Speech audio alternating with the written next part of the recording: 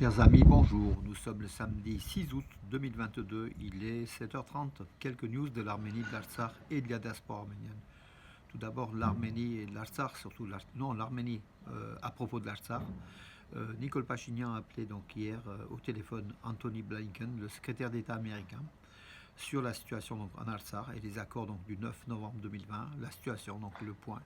Nicole Pachinian a fait le point avec les Américains, donc le représentant donc, des États-Unis, sur l'avancée des négociations et sur, comment dirais-je, sur cette agression aussi de l'Azerbaïdjan, des positions arméniennes en Artsakh. Voilà, le secrétaire d'État américain a confirmé qu'en fait, seule la paix pourra contribuer à l'apaisement, enfin, au règlement de la situation en Artsakh. Voilà, les États-Unis qui sont une nouvelle fois, donc, je ne vais pas dire impliqués, mais qui s'intéressent donc à l'Arménie, au Sud-Caucase, de façon plus pressante que dans les 2 dernières années, notamment lors de la guerre de 44 jours en Artsakh.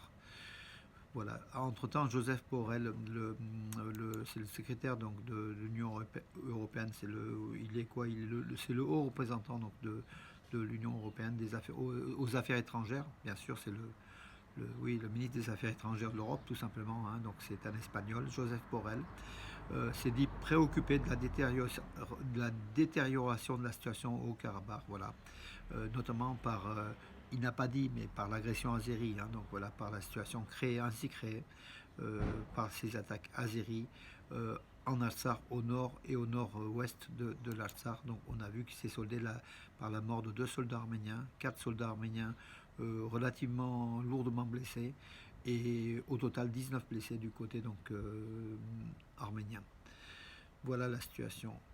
Entre-temps, l'Azerbaïdjan a signalé hier la mort d'un de ses soldats, puis un autre qui a été grièvement blessé lors d'une chute de rocher de pierre, donc à Lachin, donc dans Artsakh occupé. Donc voilà.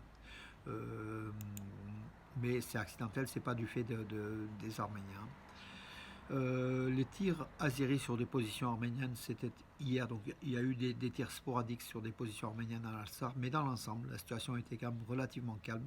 C'est ce qu'a confirmé tant Stepan Akert que les forces russes, le commandement des forces russes de paix, qui n'ont pas signalé d'incidents notoires. Donc voilà. Les Russes minimisent, hein, toujours minimisent la situation, puisque c'est eux qui sont chargés de contrôler ou comment dirais-je, oui, de contrôler. Et dès que ça dépasse leurs compétences, ils disent que rien ne s'est passé, donc pas d'incident. Or, il y en a, oui, bien sûr, il y en a. Il y a encore des régions entières de l'Artsakh, des villages comme le village de Shunur, qui est en partie occupé par l'Azerbaïdjan, voilà. Et donc mercredi de l'agression azérie, aurait sans doute, en plus des victimes arméniennes, les Azéris auraient pris plusieurs positions sur des collines. Donc à voir. Donc c'est dans les jours qui viennent que l'Arménie communiquera les dégâts. Et sur le coup, donc rien ne transparaît malheureusement. Voilà. On verra donc l'avancée des Azéris sur ces positions-là. En tout cas, les Russes ont dit que les Azéris ont violé 4 fois donc l'espace, le territoire donc de l'Artsakh. Oui, l'Artsakh, donc bien sûr des condamnations un peu partout, hein, donc dans le monde. Ici donc à Valence, puisque nous sommes à Bourg-les-Valence, nous sommes à Valence aussi, donc le maire Nicolas d'Aragon, qui s'est rendu plusieurs fois en Artsakh, hein, dont voilà, avec des délégations dont j'ai fait partie aussi. Il a condamné bien sûr cette agression de l'Azerbaïdjan contre l'Artsakh. Il dit une nouvelle fois donc l'Artsakh. Alors les mois se suivent et se ressemblent malheureusement à l'extrémité orientale de l'Europe, à la frontière entre la République du Haut-Karabakh et l'Azerbaïdjan, alors qu'un cessez-le-feu a figé il y a presque 2 ans la ligne de front. Voilà, donc il parle donc il fait l'historique un petit peu de l'agression azérie sur l'Artsakh, et condamne fermement bien sûr cette énième agression azérie. Nicolas d'Aragon, qui soutient les valeurs de droits de l'homme, les valeurs du peuple de l'Artsakh, son droit à vivre libre sur ses terres d'origine. Voilà donc une position claire d'un homme du maire de Valence. Je ne vais pas non plus lui faire l'éloge, mais je pense qu'il mérite, hein, au niveau de sa position vis-à-vis des Arméniens, vis-à-vis de l'Artsakh. et puis grâce aussi à son adjoint, hein, donc Georges Raskin, qui se démène beaucoup dans ces affaires-là. Puis les autres adjoints d'origine arménienne, hein, il en a quelques-uns. Je ne vais pas les citer parce que je vais en oublier aussi, mais en tout cas, bravo au maire de Valence qui s'implique à chaque fois, qui défend donc la cause arménienne comme il faut, avec des valeurs de droits de l'homme, des valeurs vraies.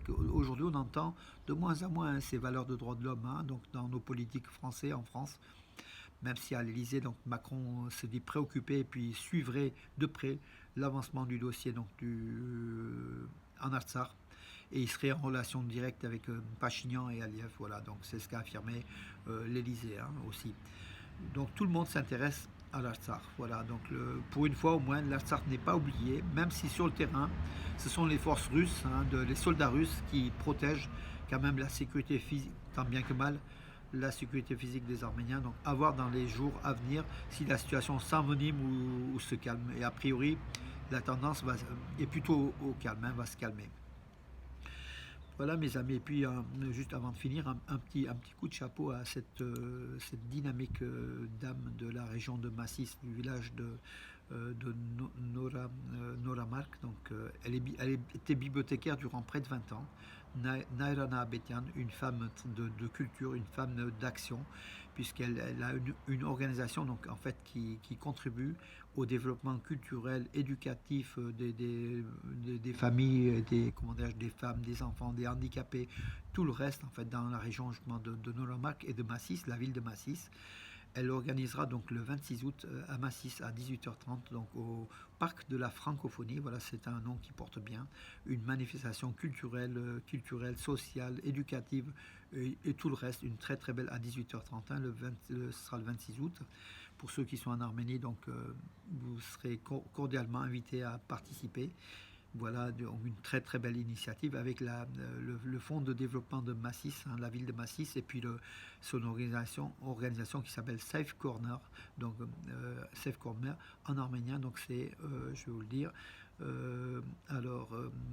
oui, Abaov Angun, Social Gertagan, Abaov Angun, donc une organisation, une ONG, voilà, qui essaye de développer la vie des villages aux frontières, hein. C'est la région d'Ararat, face au mont Ararat, en fait, à la frontière arméno-turque, et elle, Naira Erabedian, est une femme Nabedian, pardon, Naira Nabedian, est une femme très dynamique qui essaye de développer vraiment son village, la région, avec toutes ses compétences qu'elle a et qu'elle, voilà, elle mérite d'être soutenue, hein, dans son action à Safe Corner, mes amis. Voilà, tout simplement.